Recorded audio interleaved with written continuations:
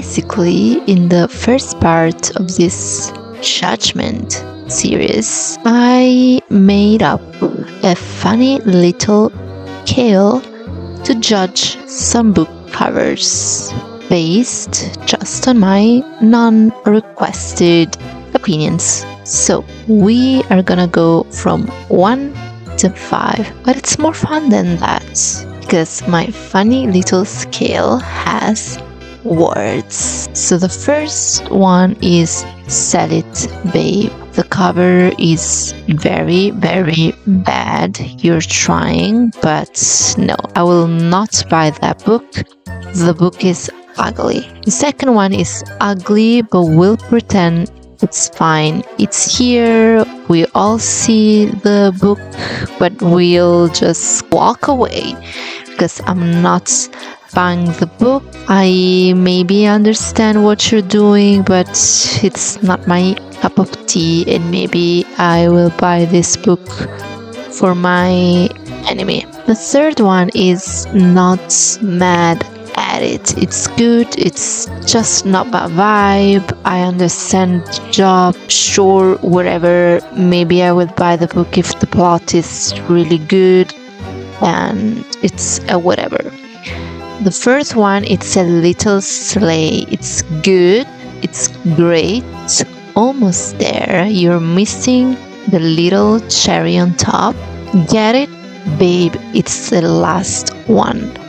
The book is amazing. The cover, already bought that book. Send me the link, send me the library. Let's get the book and read it and show it off on our shelves because it's so beautiful.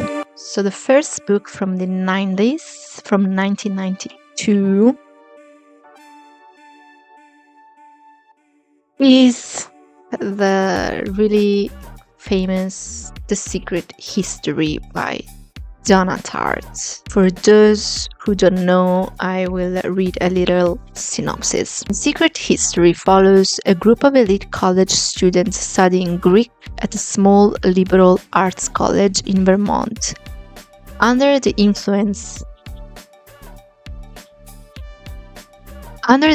of their enigmatic professor, they grow increasingly isolated from the rest of the world and eventually cross a moral line that alters their lives forever. The novel explores themes of beauty, obsession, guilt, and the consequences of intellectual detachment.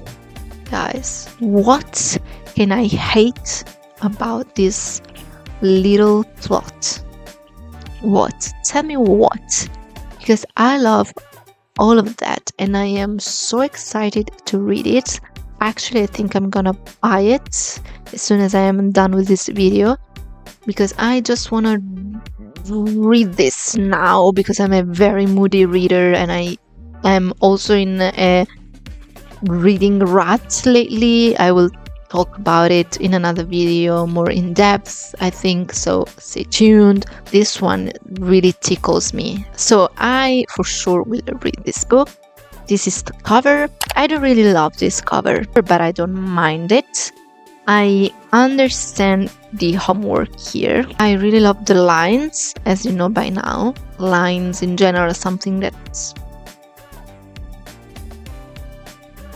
conduces me, carries me from one point to another. It doesn't have to be so straight, so precise, but lines in general, I love them. Actual lines, like in this case, but also imaginary lines that you can just see through the design of something. If I was a cover designer, maybe I would have played a little bit in a different way with this book and this cover. And I think for this one, I should say it's ugly, but we'll pretend that's fine because I will buy it anyway, but I will still think that it looks a little bit ugly. Not ugly in this case, but just nothing special. Moving on to the next book from 1993. I will read the plot first. The novel centers on a group of suburban boys who become obsessed with the 5 mysterious Lisbon sisters living in their neighborhood. As the boys grow up, they piece together memories, rumors, and fragments to try to understand the tragedy that surrounded the girls' lives. Told through a collective narrator, the story is haunting, lyrical, and steeped in melancholy nostalgia. The Virgin Suicides by Jeffrey Eugenides. We all know about the story, we all know about the movie. It's a very, very famous, popular movie. But I didn't ever read the book, and I'm not very much in the mood to read something so heavy and creepy also and scary. So I will for sure read this book one day, but not today, not in the short time. For what concerns the cover, it's a big no for me. It's a big no. I am sad about this one, but I don't like anything about the cover. I don't like the font, I don't like the picture, I hate the cover. I've seen some more recent cover of the book that are slightly better. You can say it's about girls, little girls, I don't know, that's hair involved, girls' hair, but it doesn't make me feel something else. So I don't really love that. And I think also that a story so impactful deserves a better cover, even though it doesn't need that because it's so famous and brilliant, but I think it deserves another cover. I will read it, yes, but it's a sell it, babe. It's a sell it, babe for the cover, and I will maybe buy another cover, more recent one. We are in the 2000s. I feel like a 2000 girl with this outfit today. I don't know. We are in 2002, and ooh, this cover is one of my favorites in this list today, and it's the cover of Middlesex by the same author as The Virgin Suicides. That's the cover. I really love this cover. It reminds me of a tarot card. So Middlesex tells the multi-generational story of Carl Stephanides, an intersex man reflecting on his life and family history.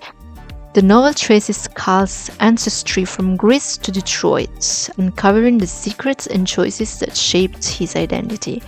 Blending historical fiction with personal introspection, Middlesex explores themes of gender, transformation, heritage, and the American immigrant experience. So, to me, this cover brings together all the things I've said in the plot. And overall, it's beautiful. This vintagey look and colors are so appealing to me, and it almost reminds me, as I said, of a tarot card. Especially I think about the star or the temperance with the sunflower. I don't know, the woman. It's eye-catching for sure, but I think it's a little sleigh because there's a tiny bit that's something missing there, but it's a little sleigh. It's a big sleigh actually, but doesn't leave me completely amazed by it. But for sure I will buy it. For sure I want to read this book, and it's a little sleigh. 2007, The Brief Wonderful Life of Oscar Wilde by Junot, Dìaz. The plots.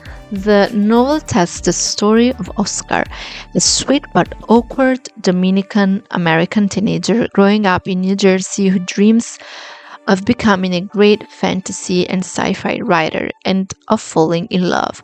The book weaves together his story with his family's history, exploring themes of identity, cultural heritage, love, and the lingering effects of a dark political past. The narrative is sharp, energetic, and rich with reference to pop culture, history, and mythology. So the plot, it's fine. It's not very much appealing to me.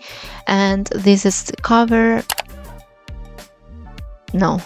So even though I usually love chunky fonts and the attention on letters, I really don't like this one. It's a really big no for me. I don't like the font, I don't like the colors, I don't like the image. It doesn't make me feel anything. It's a big no. I don't even know what to say about this cover. I'm so sorry. It doesn't inspire me. The plot isn't my cup of tea, and the cover doesn't help. So maybe I will not read this book, and maybe I will never, because I'm not even interested in having it in my libraries for aesthetic reasons. So it's a salad, babe. The 2010s, they were intense, and I have 2 books from 2015, the year where I graduated from high school, and they are A Little Life. The novel follows 4 college friends, Jude, Willem, Malcolm, and JB, as they build their lives and careers in New York City. At the center is Jude, a brilliant but enigmatic man with a painful past. Over the decades, their friendships are tested by success, trauma, love, and loss. The story explores the depths of human suffering, resilience, and the complexities of intimacy and connection. As much as the meaning of the word resilience is wonderful, I hate the overuse of the word resilience in the past years. The second one is The Sellout by Beatty. The novel follows a black man raised in a forgotten neighborhood of Los Angeles who, after a bizarre and traumatic upbringing, takes on controversial social experiment in an effort to put his communities back on the map. His actions land him in front of the Supreme Court. With a razor-sharp satire, The Sellout tackles issues of race, identity, and American culture in a way that is both provocative and darkly humorous. Of course, the first one I knew, it's famous and the story is fine. I think I will read it. It's in New York City, so fine. I will for sure read it. Actually, I am sad that I am not catching up with this reading, but I have an issue with things that are popular or become popular at some point. And everyone is doing that, everyone is watching that, everyone is reading that. I just don't do that. I'm a snob, maybe, but I like to do things when I want to do it and not be involved in conversation that I don't want to be in that moment of my life, and also I don't want to be influenced by opinion of others, and maybe I will catch with them later at some point, and then I will make my own opinion later.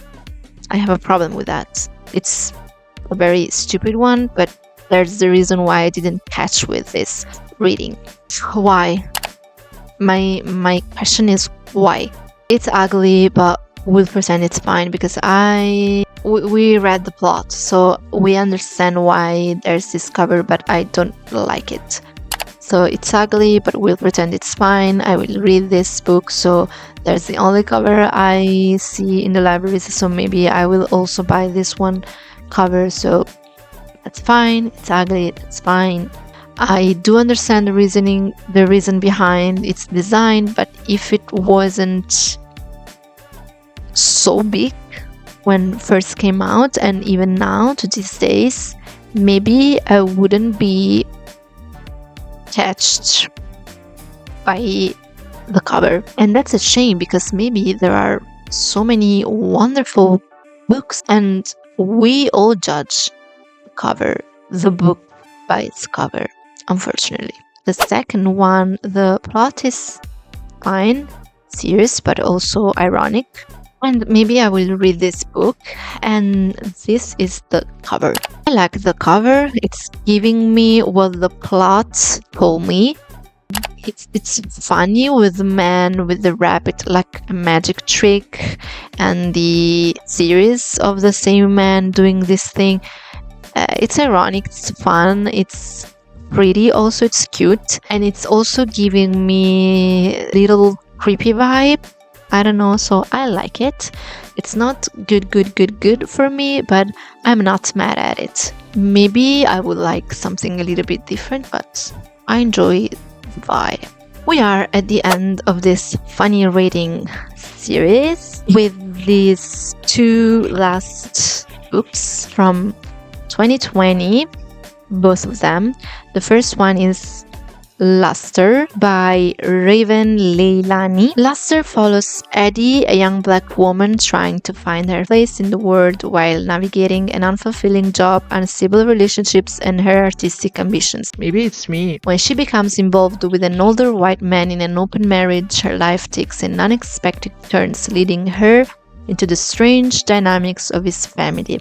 The novel explores themes of race, desire, power, and loneliness with sharp, raw prose. Love it, love it. I will for sure read this book because I am intrigued by the synopsis. I really like cover design, the colors and the tangled pattern. It's really suiting to my eye. This pattern, black pattern, it almost looks like a curl, a hair curl. It reminds me of the woman described in the plot, so it's giving me good feelings, the cover, so I will read it, and I like the cover. It's not mad at it because it's not really but I'm not mad at it, and it's giving me more than just a homework done. The last one is The Vanishing Half by Brit, Bennett, so from 2020, 5 years ago, and the novel follows the lives of twin sisters Desiree and Stella, who grew up in a small southern black community but choose very different paths as adults. One sister lives openly as black while the other passes as white, leading to a decades-long exploration of identity, family, race, and the secrets that shape their lives. The story spans generations, delving into how the past influences the present and future. I don't mind the plot. I think it's interesting. Maybe I will read the book. Let's see the cover. I really like the color combinations. It's not my best palette choice, but I really love the color. I really love the shades. The white text stands out greatly through these shades that clearly reflects the protagonist and the title, but at the same time it's not perfect to me. There's something that visually unsettles me. Maybe it's that haziness and blurriness in the lines that I don't really love. Still, I can grasp the focus of the story, the core of the story at the first glance, and it for sure piques my curiosity, and maybe I would pick it up in a bookstore. And it's a not mad at it. It's a not mad at it because it just makes me feel something, but for the aesthetic, I'm not obsessed with it. So we're at the end of this fun game. I think I used all the 5, scale that I have. I had fun. I hope you too. I hope I gave you also some reading recommendations, some reading inspiration, and some new covers that maybe you didn't know. I didn't know some of them, and I was inspired by either the cover and the plots, so I will for sure read some of them. And I learned about new books that I didn't know before, and new things and topics and designs. So I will leave you for this one. I love you. See you in the next fun game. Bye.